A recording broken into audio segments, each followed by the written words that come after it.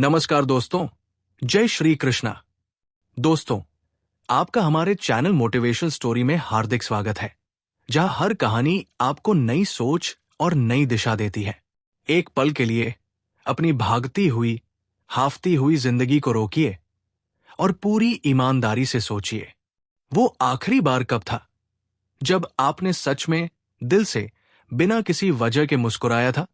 एक बच्चे की तरह जिसे दुनिया की कोई फिक्र नहीं, एक ऐसी हंसी जो पेट से आई हो, आंखों तक पहुंची हो और जिसके पीछे कोई शर्त, कोई उम्मीद, कोई एजेंडा ना हो। हम सब एक अंतहीन दौड़ में भाग रहे हैं, एक ऐसी दौड़ जिसका कोई अंत नहीं, कोई फिनिश लाइन नहीं। सुबह अलार्म की चीख से हमारी आंखें खुलती हैं और दिमाग की मशीन चालू हो जाती है। सबसे पहले हाथ फोन पर जाता है, जहां दुनिया भर की खबरें, दूसरों की सफलताएं और काम के ईमेल हमारा इंतजार कर रहे होते हैं। और रात को जब हम थकी हुई आंखों से बिस्तर पर लेटते हैं, तब भी दिमाग की मशीन बंद नहीं होती।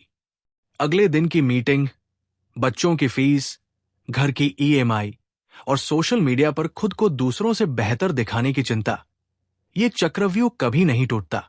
अच्छा घर, अच्छी गाड़ी, बड़ी नौकरी, ज्यादा फॉलोअर्स, परफेक्ट पार्टनर, हमने अपनी खुशी को इन चीजों की एक चेकलिस्ट में बदल दिया है। हम खुद से एक ही वादा करते हैं, बस एक बार ये मिल जाए, फिर मैं हमेशा के लिए खुश हो जाऊंगा।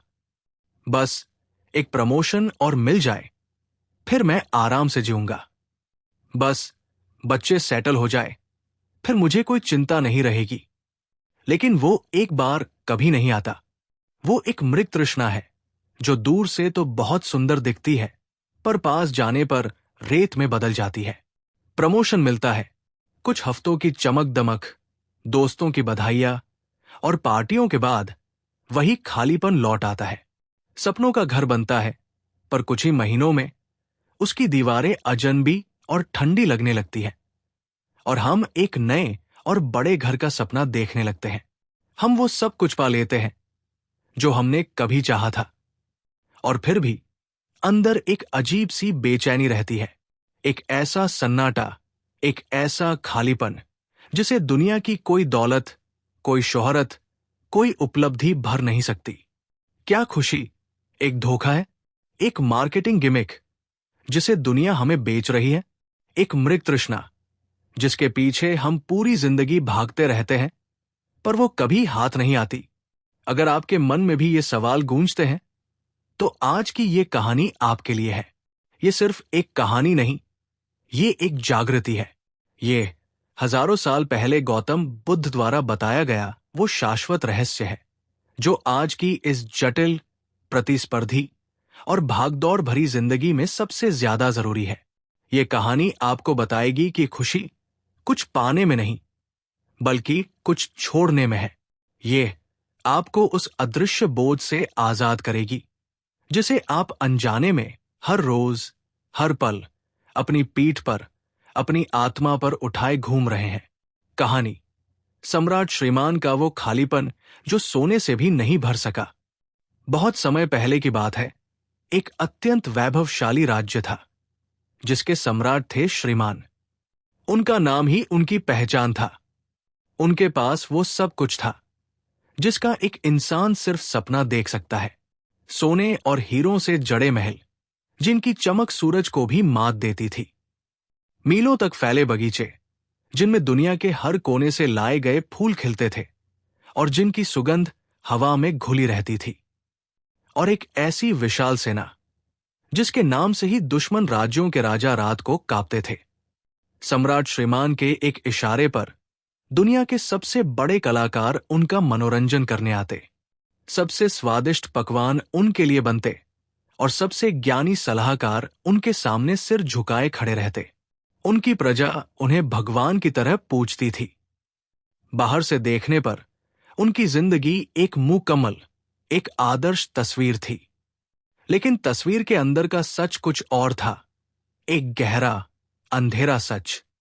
हर रात जब सम्राट अपने मखमल और रेशम से बने बिस्तर पर लेटते, तो ऊंची नक्काशीदार छतें उन्हें काटने को दौड़ती। महल का सन्नाटा उनके कानों में चीखता था। उन्हें एक अजीब सा भारीपन महसूस होता, एक ऐसा खालीपन जो उनकी आत्मा को दीमक की तरह अंदर ही अंदर खाए जा रहा था। वो घंटों छत को घूरते हुए खुद से पूछते, मेरे पास सब कुछ है, फिर भी कुछ भी नहीं है, क्यों? मैं इस दुनिया का सबसे पावरफुल इंसान होकर भी अपने ही मन के आगे इतना लाचार और दुखी क्यों हूं? उनकी खुशी एक प्यासे को रेगिस्तान में दूर दिखने वाले पानी की तरह थी। जैसे ही वो पास जाते, वो गायब हो जाती। उन्होंने इस खालीपन को भरने की हर कोशिश की। उन्होंने एक ऐसा जश्न मनाया जो महीनों तक चला, जिसमें राज्य का हर नागरिक शामिल हुआ। पानी की तरह पैसा बहाया गया, लेकिन जिस दिन जश्न खत्म हुआ, उस दिन महल का सन्नाटा पहले से भी ज्यादा भयानक और काटने वाला लगा। उन्होंने अपने लिए एक नया महल बनवाया जो पहले वाले से भी ज्यादा भव्य था, पर उसकी दीवारें भी उन्हें खाली और बेजान लगी। उन्होंने एक नए और बड़े घर का सपना देखने लगे। हम वो सब कुछ पा लेते हैं जो हमने कभी चाहा था, और फिर भी अंदर एक अजीब सी बेचैनी रहती है, एक ऐसा सन्नाटा, एक ऐसा खालीपन जिसे दुनिया की कोई दौलत, कोई शोहरत, कोई उपलब्धि भर नहीं सकती। क्या खुशी एक धोखा है, एक मार्केटिंग गिमिक जिसे दुनिया हमें बेच रही है, एक मृग तृष्णा जिसके पीछे हम पूरी जिंदगी भागते रहते हैं, पर वो कभी हाथ नहीं आती? अगर आपके मन में भी ये सवाल गूंजते हैं, तो आज की ये कहानी आपके लिए है। ये सिर्फ एक कहानी नहीं, ये एक जागृति है। ये हजारों साल पहले गौतम बुद्ध द्वारा बताया गया वो शाश्वत रहस्य है जो आज की इस जटिल, प्रतिस्पर्धी और भागदौड़ भरी जिंदगी में सबसे ज्यादा जरूरी है। ये कहानी आपको बताएगी कि खुशी कुछ पाने में नहीं, बल्कि कुछ छोड़ने में है। ये आपको उस अदृश्य बोझ से आजाद करेगी जिसे आप अनजाने में हर रोज, हर पल अपनी पीठ पर और अपनी आत्मा पर उठाए घूम रहे हैं। तो चलिए शुरू करते हैं वो कहानी जो शायद आपकी सोच और आपकी जिंदगी दोनों को हमेशा के लिए बदल दे। कहानी सम्राट श्रीमान का वो खालीपन जो सोने से भी नहीं भर सका। बहुत समय पहले की बात है। एक अत्यंत वैभवशाली राज्य था जिसके सम्राट थे श्रीमान।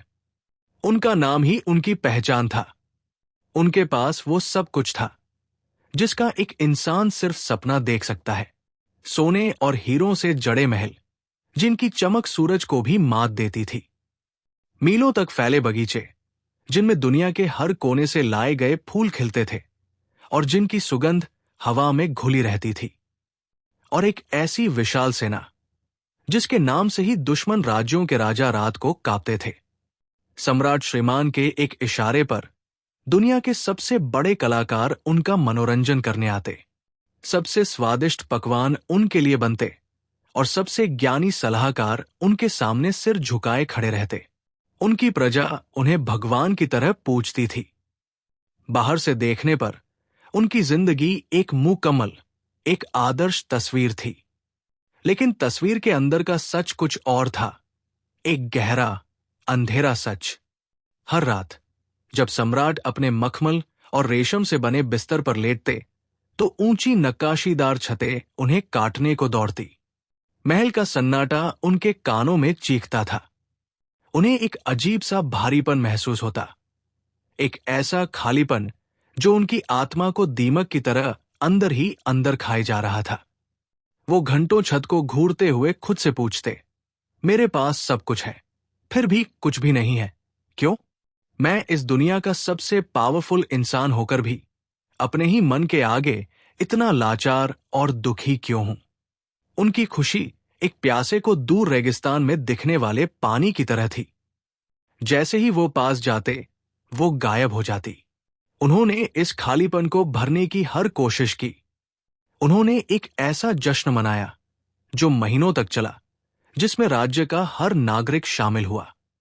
पानी की तरह पैसा बहाया गया, लेकिन जिस दिन जश्न खत्म हुआ, उस दिन महल का सन्नाटा पहले से भी ज्यादा भयानक और काटने वाला लगा। उन्होंने अपने लिए एक नया महल बनवाया जो पहले वाले से भी ज्यादा भव्य था, लेकिन उसकी दीवारें भी उन्हें खाली और बेजान लगी। एक रात, हताशा और पीड़ा की चरम सीमा पर, सम्राट ने अपने सबसे वफादार और बूढ़े मंत्री को बुलाया।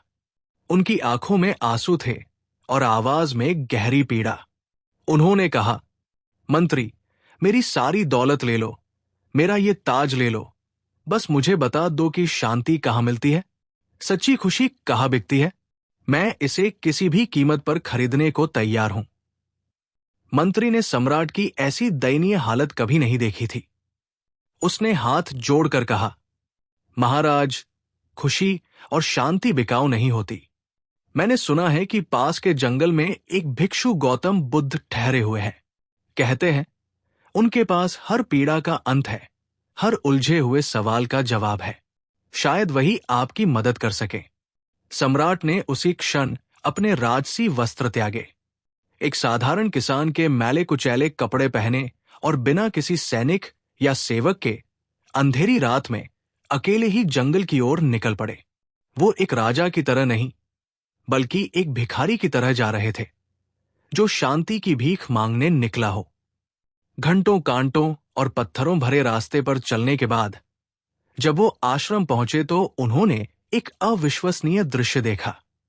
एक पीपल के पेड़ के नीचे एक साधारण से भगवा वस्त्र में बुद्ध शांत बैठे थे। उनके चेहरे पर कोई तनाव नहीं था, कोई चिंता नहीं थी, बस एक हल्की सी मुस्कान थी और आंखों में एक ऐसी गहरी शांति जैसे उन्होंने ब्रह्मांड के सारे रहस्य पा लिए हों। उनके आसपास ना कोई सोना था, ना कोई सेवक, फिर भी वो सम्राट से कहीं ज्यादा अमीर और शक्तिशाली लग रहे थे। सम्राट का सारा अहंकार, सारा पद एक पल में पिघल गया। वो दौड़कर बुद्ध के चरणों में गिर पड़े और बच्चों की तरह रोते हुए बोले, हे महात्मन, मैं इस दुनिया का सबसे अमीर पर सबसे गरीब इंसान हूं। मेरे पास दुनिया की हर चीज है सिवाय खुशी के। कृपा करके मेरा मार्गदर्शन करें, मुझे इस दर्द से, इस घुटन से मुक्ति दिलाए। बुद्ध ने अपनी आंखें खोली। उनकी दृष्टि में फटकार नहीं, बल्कि असीम करुणा थी। उन्होंने सम्राट को उठाया और प्रेम से कहा, राजन, तुम्हारी समस्या ये नहीं है कि तुम्हारे पास क्या है। तुम्हारी समस्या वो बोझ है जिसे तुम हर पल, हर सांस के साथ उठाए घूम रहे हो। सम्राट हैरान हुए, बोझ? मेरे पास तो कुछ भी नहीं है। मैं तो अपना सब कुछ महल में छोड़कर खाली हाथ आया हूं। बुद्ध मुस्कुराए, ये बोझ दिखाई नहीं देता राजन, ये मन का बोझ है। तुमने अपनी पीठ पर 4 बहुत भारी पत्थर लाद रखे हैं। जब तक तुम इन्हें एक एक करके उतार कर फेंक नहीं देते, तब तक तुम कभी हल्के और खुश महसूस नहीं कर सकते, चाहे तुम पूरी दुनिया के सम्राट ही क्यों ना बन जाओ। सम्राट ने उत्सुकता और आशा से पूछा, कौन से पत्थर महात्मन? मुझे बताइए, मैं आज ही, इसी क्षण इन्हें फेंक देना चाहता हूं। और तब बुद्ध ने उस रहस्य को उजागर किया जो आज भी हर इंसान के दुख का मूल कारण है। खुशी का रहस्य, वो 4 अदृश्य पत्थर जो आपकी जिंदगी को भारी बनाते हैं। एक, अतीत का पत्थर, the ghost of the past. Buddha ने कहा, यह पहला और सबसे भारी पत्थर है। ये तुम्हारी बीती हुई गलतियों, अपमान, असफलताओं और कड़वी यादों का पत्थर है। तुम उस अतीत को अपने कंधे पर लाद कर घूम रहे हो, जो मर चुका है, और उसकी लाश तुम्हारे वर्तमान को भी बदबूगार बना रही है। आज के समय में ये पत्थर कई रूपों में हमारे साथ चलता है। किसी के लिए ये बचपन का कोई घाव है, किसी के लिए करियर में की गई एक बड़ी गलती, किसी के लिए एक टूटा हुआ रिश्ता। सोचिए, क्या आप भी उस पुराने ब्रेकअप को आज तक नहीं भुला पाए? क्या आप आज भी उस एक असफलता के बारे में सोचकर रुक जाते हैं और कोई नया काम शुरू करने से डरते हैं? क्या आप बार बार पुरानी चैट पढ़ते हैं, पुरानी तस्वीरें देखते हैं और खुद को वही दर्द फिर से देते हैं, ये उम्मीद करते हुए कि शायद इस बार नतीजा कुछ और होगा? ये अतीत एक भूत की तरह है जो आपके वर्तमान पर कब्जा करके बैठा है। ये आपको नए रिश्ते बनाने से, नए मौके आजमाने से रोकता है।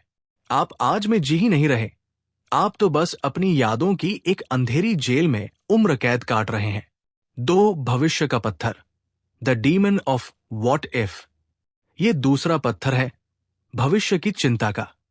बुद्ध ने कहा, तुम उन समस्याओं के लिए आज रो रहे हो जो अभी आई भी नहीं है और शायद कभी आएंगी भी नहीं।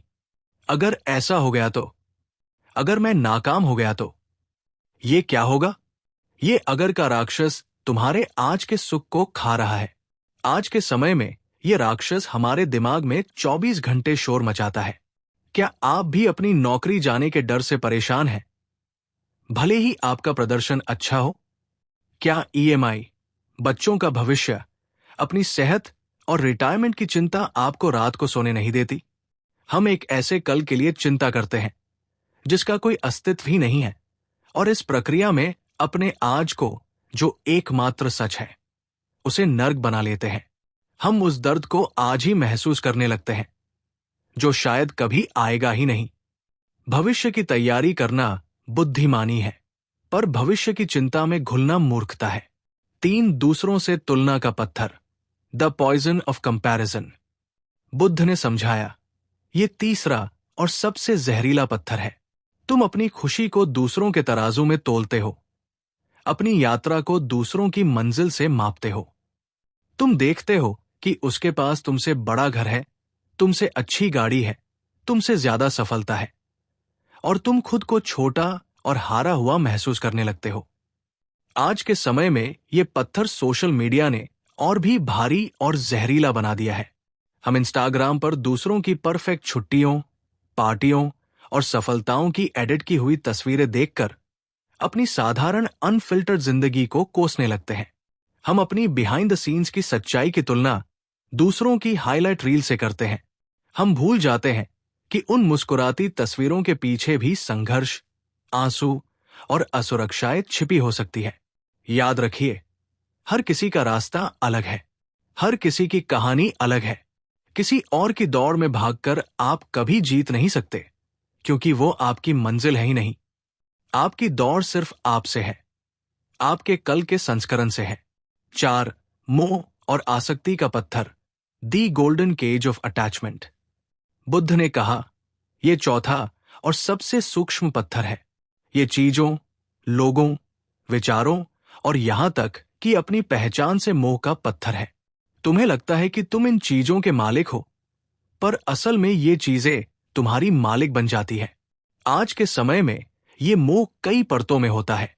पैसे और संपत्ति का मोह तो है ही, लेकिन उससे भी गहरा है रिश्तों का मोह, पद का मोह और अपनी बनाई हुई पहचान का मोह। क्या आपकी पहचान आपके जॉब टाइटल से है? क्या आपको लगता है कि आप किसी खास इंसान के बिना जी नहीं सकते? क्या आप पैसे या संपत्ति को खोने के डर से उसे खुलकर जी भी नहीं पाते? ये मोह एक सोने का पिंजरा है। ये सुंदर और सुरक्षित दिखता है, पर है तो पिंजरा ही। ये आपको बांधता है और बदलने से रोकता है। जब हम किसी चीज को बहुत जोर से पकड़ते हैं, तो उसके बदलने या खोने का दर्द भी उतना ही गहरा होता है। सच्ची स्वतंत्रता प्रेम करने में है, पर पकड़कर बांधने में नहीं। मोह करने में नहीं, समाधान। खुशी हासिल नहीं की जाती, उसके लिए जगह बनाई जाती है। सम्राट श्रीमान स्तब्ध थे। हर एक शब्द उनके हृदय में तीर की तरह लग रहा था। उन्होंने पहली बार अपने मन के बोझ को, अपने अंदर के अंधेरे को इतनी साफ साफ देखा। उन्हें समझ आया कि उनकी दौलत, उनके महल सब व्यर्थ थे, क्योंकि असली जेल तो उनके मन के अंदर थी। उन्होंने बुद्ध से पूछा कि मैं इन पत्थरों को कैसे उतारूं? ये तो मेरे जीवन का हिस्सा बन चुके हैं। बुद्ध ने कहा, जैसे तुमने इन्हें अनजाने में उठाया था, वैसे ही इन्हें जागरूकता के साथ छोड़ दो, एक एक करके। अतीत को क्षमा करके छोड़ दो। जो हो गया उसे बदला नहीं जा सकता। उससे सीखो, पर उसे पकड़कर मत बैठो। खुद को अपनी गलतियों के लिए माफ करो, और जिन्होंने तुम्हें दर्द दिया उन्हें भी माफ करो। अपने लिए आप अपनी कहानी के लेखक हैं, सिर्फ एक पात्र नहीं। एक नया अध्याय शुरू करो। भविष्य को स्वीकार करके छोड़ दो। अपना बेस्ट कर्म आज करो और परिणाम को ब्रह्मांड पर छोड़ दो। जब आप अपना 100% देते हैं तो चिंता की कोई जगह नहीं बचती। अनिश्चितता ही जीवन का सौंदर्य है, उसे स्वीकार करो। तुलना को जागरूकता से छोड़ दो। जब भी आप खुद को किसी से तुलना करते हुए पाएं, तुरंत रुक जाएं। दूसरों की सफलता पर जलने की बजाय उनसे प्रेरणा लें और अपनी यात्रा के लिए कृतज्ञता महसूस करें। अपनी प्रगति का जश्न मनाएं, चाहे वो कितनी भी छोटी क्यों ना हो। मोह को सब कुछ बदलता है ये समझकर छोड़ दो। चीजों और लोगों से प्रेम करो, उनकी देखभाल करो, पर उन्हें अपनी खुशी का एकमात्र आधार मत बनाओ। ये समझो कि जीवन एक नदी की तरह है और हर चीज बदल रही है। बहते पानी की तरह बनो, बंधे हुए तालाब की तरह नहीं। उस दिन सम्राट को वो खजाना मिला जिसे दुनिया की कोई दौलत नहीं खरीद सकती थी। मन की शांति और सच्ची स्वतंत्रता। वो वापस महल लौटे, लेकिन अब वो एक बदले हुए इंसान थे। वो अभी भी सम्राट थे, लेकिन उनका मन एक भिक्षुक की तरह हल्का और आजाद था। उन्होंने छोटे छोटे सुखों में आनंद खोजना शुरू कर दिया। फूलों को खिलते देखना, बच्चों की हंसी सुनना, अपनी प्रजा की सच्ची सेवा करना। आपकी बारी। दोस्तों, सम्राट श्रीमान की तरह हम सब ने भी अपनी पीठ पर यह भारी पोटली टांगी हुई है। आज, अभी इसी पल, अपनी आंखें बंद करके खुद से पूछिए, आपकी पीठ पर कौन सा पत्थर सबसे भारी है? अतीत का कोई गहरा पछतावा, भविष्य की कोई अनजानी चिंता, सोशल मीडिया पर किसी और की जिंदगी देखकर होती जलन, या किसी चीज या इंसान का मोह जिसे खोने का डर आपको हर पल सताता है? खुशी कहीं बाहर नहीं है, वो किसी मंजिल पर नहीं मिलेगी। खुशी एक यात्रा है, और इस यात्रा का पहला कदम है अपने बोझ को हल्का करना। खुशी कुछ जोड़ने से नहीं, बल्कि गैर जरूरी चीजों को घटाने से मिलती है। तो आज आप कौन सा पत्थर फेंकने का संकल्प लेते हैं? मुझे नीचे कमेंट्स में जरूर बताइए। दोस्तों, अगर हमारी वीडियो अच्छी लगी हो तो कृपया हमारे चैनल को सब्सक्राइब करें और हमारी वीडियो को लाइक और शेयर करना न भूलें। धन्यवाद।